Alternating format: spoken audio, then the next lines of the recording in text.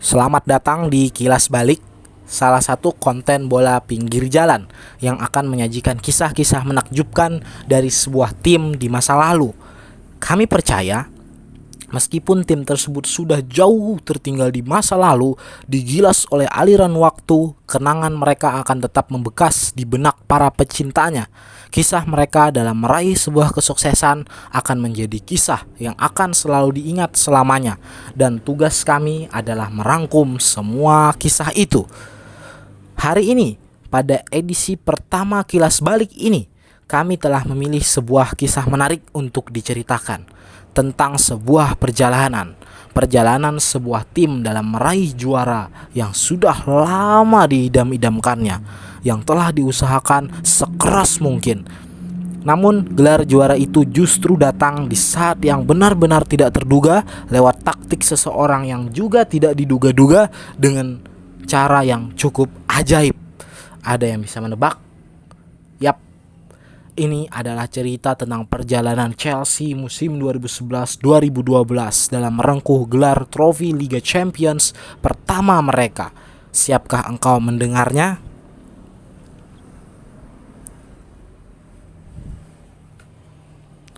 Chelsea memulai perjalanan mereka di Liga Champions dengan menghadapi Bayer Leverkusen di Stamford Bridge.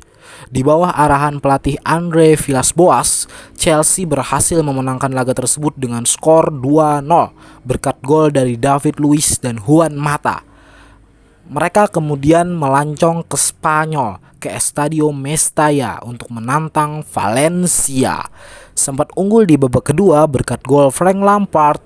Sayangnya Chelsea gagal menang setelah striker andalan Valencia Roberto Soldado mencetak gol penyeimbang lewat titik putih pada menit 87. Chelsea kemudian melampiaskan kegagalan mereka memetik poin penuh dengan mengamuk di kandang saat menghadapi Genk, klub asal Belgia. Dalam laga itu, striker Chelsea, Fernando Torres, mencetak 2 gol. Sayangnya, kegemilangan dalam partai kandang tak diimbangi dengan performa yang baik pada laga tandang. Chelsea kembali gagal meraih poin penuh saat bertandang ke markas Genk pada matchday keempat. Mereka lagi-lagi hanya mampu bermain imbang 1-1 dan harus merasakan pil pahit karena sempat unggul lebih dulu. 2 kali menang dan 2 kali imbang bukan sebuah pencapaian yang bagus bagi Chelsea pada saat itu. Mereka harus bersaing dengan Bayer Leverkusen dan parahnya mereka kalah saat bertandang ke Jerman, ke Bayer Arena. Tahu apa yang lebih sakit? Ya, Chelsea kalah setelah kena comeback dramatis. Mereka sempat unggul dengan gol Drogba pada menit 48, namun kemenangan itu buyar setelah pemain Leverkusen Deir Diok dan Friedrich mencetak gol. Untuk menambah dramatis, Chelsea kebobolan di menit perpanjangan waktu babak kedua. Mereka nyaris gagal jadi juara grup andai tak menang di pertandingan terakhir melawan Valencia. Susah payah Chelsea jadi juara grup. Harapannya dengan menjadi juara grup, mereka akan terhindar dari lawan sulit dan mendapatkan lawan yang lebih enteng, sekelas FC Basel, CSKA Moskow, atau paling tidak Marseille. Namun nasib justru mempertemukan Chelsea dengan klub kuat Serie A, Napoli. Bahkan sepertinya Napoli lebih kuat daripada Chelsea di musim itu. Mereka finish sebagai runner-up grup A di bawah Bayern Munchen. Pada leg pertama babak 16 besar, Chelsea bertandang lebih dulu ke San Paulo. Pasukan Andre Villas-Boas tidak berada pada performa terbaiknya setelah kalah di pertandingan liga mereka lawan Everton. Chelsea juga hanya duduk di peringkat 5 IPL saat itu. Tak heran, banyak yang berpikir Napoli akan menang dan perkiraan itu benar. Napoli berhasil memenangkan pertandingan dengan skor 3-1. 2 gol dicetak oleh Ezequiel Lavezzi dan 1 gol lainnya dicetak oleh Edinson Cavani. 3 hasil imbang di Liga, 1 kekalahan lawan Everton dan ditambah dengan kekalahan lawan Napoli membuat nasib Andre Villas-Boas, pelatih yang sebelumnya dipercaya manajemen akan membawa Chelsea berprestasi, habis. Dia dipecat. Sebagai penggantinya diangkatlah caretaker Roberto Di Matteo. Di Matteo awalnya adalah asisten FIB. Tidak ada yang menggantungkan harapan terlalu besar pada pelatih Italia ini karena dia memang tidak punya prestasi mentereng. Siapa sangka di akhir musim nanti dia mensejajarkan dirinya dengan pelatih-pelatih Italia legendaris lainnya macam Giovanni Trapattoni, Arrigo Sacchi, Marcello Lippi hingga Carlo Ancelotti. Kembali ke Liga Champions. Chelsea kedatangan Napoli pada 14 Maret 2012 dalam rangka leg kedua sekaligus laga balas dendam. Chelsea perlu defisit 3 gol untuk bisa lolos, dan defisit itu harus dibebankan pada seorang pelatih yang tidak berpengalaman di Liga Champions. Ayolah, jangan bercanda. Tidak ada yang yakin dengan Di Matteo saat itu. Namun pelatih Italia itu mampu membuktikan bahwa semua perakiraan yang mengatakan Chelsea akan tersingkir nyatanya salah besar. Chelsea berhasil menang dan comeback berkat gol Drogba, Lampard, Terry dan gol Branislav Ivanovic di babak perpanjangan waktu. Gol Ivanovic itulah yang membawa Chelsea lolos dari lubang jarum. Tuah Stamford Bridge juga menunjukkan jati dirinya. Chelsea selalu menang setiap main di kandang di Liga Champions pada musim tersebut. Dalam babak undian perempat final, Chelsea mendapatkan lawan yang di atas kertas bisa mereka lewati setelah mereka terbukti bisa mengalahkan Napoli. Namun, Benfica tetap tidak boleh dianggap remeh. Mereka lolos dari grup sebagai pemuncak klasemen grup C. Mereka punya pemain paten macam Luisao, Pablo Aimar, hingga Oscar Cardozo. Untungnya, dalam 2 leg melawan tim Portugal ini, Chelsea asuhan Di Matteo berhasil memetik kemenangan. Mereka mengalahkan Benfica 1-0 di Portugal dan 2-1 di Stamford Bridge dengan gol yang dicetak Raul Meireles di menit 92. Mantaplah Roberto Di Matteo membawa Chelsea ke semifinal. Sayangnya nasib mereka kemudian mempertemukan Chelsea dengan klub yang sangat kuat, sang juara bertahan FC Barcelona yang musim itu tengah kuat-kuatnya. Barca punya segalanya, taktik mereka kaya, Guardiola di level pemikiran terbaiknya, mereka punya Messi. Sementara Chelsea hanya bisa menang tipis lawan Wigan dan imbang lawan Fulham. Tim sekaliber Fulham saja bisa menahan imbang Chelsea. Nah, apa kira-kira yang bisa dilakukan oleh Barca? Atas dasar pikiran itulah para fans mulai tutup buku pada Chelsea dan menganggap Barca akan maju ke partai final. Mereka beranggapan bahwa perjalanan ajaib Chelsea telah selesai sampai di sini. Mengalahkan Barsanya Pep bagi Chelsea adalah kemustahilan yang nyata. Namun mereka salah. Perjalanan ajaib Chelsea baru saja dimulai, dan perjalanan penuh keajaiban itu harus dimulai dengan menantang kemustahilan. Di leg pertama lawan Barca, Chelsea asuhan Di Matteo mengambil pendekatan defensif, berhasil memenangkan pertandingan. Stamford Bridge kembali membuktikan bahwa stadion itu memang angker bagi tim lawan.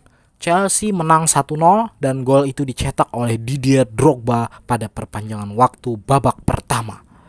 David telah mengalahkan Goliath. Mungkin narasi itu cocok untuk menggambarkan pertandingan leg 1 semifinal Liga Champions di Stamford Bridge. Namun masih ada yang pesimis dengan peluang Chelsea. Mereka harus memenangkan pertandingan di Camp Nou pada leg kedua. Barca sendiri hanya perlu mengejar defisit 2 gol dan itu nampaknya akan mudah sekali di hadapan 90.000 pasang mata fans mereka. Semua terbukti. Pertahanan disiplin Chelsea di leg pertama akhirnya bisa dibobol oleh Barca di leg kedua. Pada menit 35, Sergio Busquets mencetak gol pertama. 2 menit berselang, Chelsea kehilangan John Terry karena sang kapten di kartu merah. Agregat telah imbang dan Chelsea harus bermain dengan 10 pemain. Ini benar-benar terlihat mustahil. Benar saja, Andres Iniesta mencetak 1 gol lagi pada menit 43. Kini agregat berbalik 2-1 untuk kemenangan Barca. Namun pertandingan belumlah usai. Pada perpanjangan waktu babak pertama, pemain Brazil Ramirez memperpanjang nafas Chelsea dengan mencetak gol memanfaatkan umpan matang Juan Mata. Dengan gol Ramirez itu, agregat menjadi 2-2 dan Chelsea menang agresivitas gol tandang. Karena harus mengejar agregat, di babak kedua Barca semakin menyerang dan Chelsea semakin bertahan. Salah satu peluang emas yang didapat Barca malam itu adalah tendangan penalti yang diambil Messi.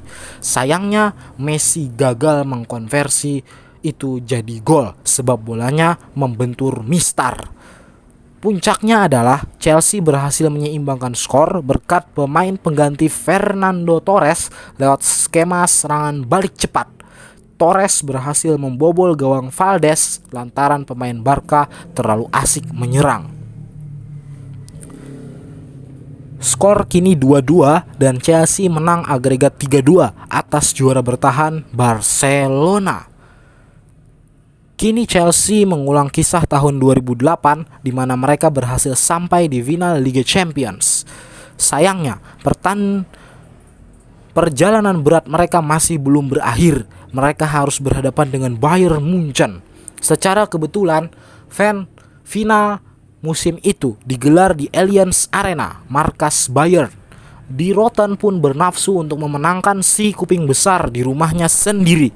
Memainkan laga di depan ribuan mata fans lawan, Chelsea dan Di Matteo sekali lagi berada dalam keadaan tertekan.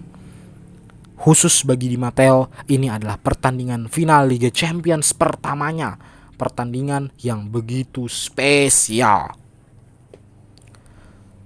Chelsea akan mengandalkan nama-nama lama seperti Frank Lampard dan Didier Drogba untuk menghadapi Munchen. Sementara di klub Jerman mereka punya senjata mematikan yaitu duet Rob Berry di lini sayap. Pertandingan segera dimulai dan segera pecah dengan sengit. Sampai sebelum 10 menit terakhir tidak ada gol yang tercipta. Barulah pada menit ke-83 pertandingan yang sesungguhnya dimulai. Thomas Müller dengan keahliannya sebagai The Raumdeuter berhasil mencetak gol pertama untuk Munchen. Gol itu sempat membuat Drogba putus asa. Mereka hanya punya waktu 7 menit untuk membobol gawang salah satu kiper terbaik di dunia saat itu. Namun, bagai ditakdirkan, pada menit ke-88 Chelsea berhasil menyamakan kedudukan berkat gol Didier Drogba. Sundulan Drogba hadir lewat sepak pojok yang dilakukan Juan Mata. Gol itu memaksa pertandingan dilanjutkan ke babak tambahan. Di babak ini, Munchen kembali mendapatkan peluang emas. Penalti dilakukan karena pelanggaran yang justru dilakukan oleh Drogba sendiri. Untungnya, tendangan Arjen Robben berhasil digagalkan oleh Peter Cech sehingga Drogba tidak jadi from hero to zero. Puncaknya, di babak adu penalti, dengan kegagalan Ivica Olic dan Bastian Schweinsteiger menendang penalti, akhirnya Chelsea berhasil meraih trofi Liga Champions pertama mereka bersama seorang pelatih gundul yang lebih suka permainan sepak bola bertahan. Demikian bahasan kita kali ini. Terima kasih sudah menyimak video ini sampai habis. Jangan lupa kasih like dan tinggalkan jejak kalian di kolom komentar. Akhir kata, salam bola pinggir jalan. Bye.